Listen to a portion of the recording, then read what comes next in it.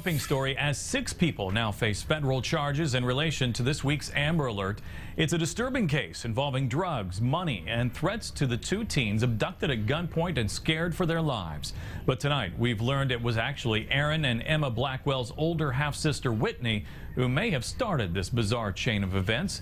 According to court documents, she stole $120,000 in cash, a kilo of cocaine, and 4,000 OxyContin pills from a former boyfriend who lives in Detroit. Investigators believe the man, identified as John Thomas, then plotted the kidnapping to make sure she would return his things. Tonight, we sat down with Whitney in jail, and she tells us Thomas threatened her life, and she thought by stealing money, she could get away from him for good. I took the money, okay, and I didn't take all that man's money. I took what I thought that I could just disappear and leave, and I could live off of it for a little bit, and he wouldn't be able to find me. Tonight, Whitney tells us when she first met the man she calls Jay, she thought he was special and would be able to provide a nice life for her and her 6-year-old son. Like somebody would tell me. I thought it was a good thing to be messing with this dope boy because I didn't have to work no more, and he told me I could go to school, and he bought me a house, and it's just the worst thing. That was dating him was the worst decision I ever made, and then I guess I feel like I should have just stayed and let him kill me and my son. So now I've endangered my whole family, and at first the only danger was to me and my kid, and I just didn't want him to hurt my baby. It don't matter what he does to me. I don't want him to hurt my kid. That's all I got in this world. Whitney tells us tonight Thomas constantly had eyes on her and hired people to watch her when he left the house. And even though he's locked up tonight, along with 5 others tied to her siblings' abduction, Whitney is still scared he will find her. I still feel like I'm gonna die. If they let me out of this jail, then I'm just gonna walk out of here and die.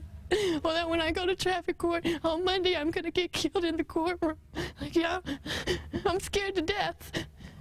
I'm more scared now than when I was there, when I knew he was going to come home and kill me. Whitney was arrested for an unrelated traffic violation earlier this week when she went to the police for help. Tonight, she says, after telling her story, officers went to her home and took the drugs and money as evidence. She will return to court on Monday. Whitney's role is just one of several new things we have learned about the case today, including what the kidnappers threatened to do to the teens and just how the 13-year-old Emma managed to get home on her own.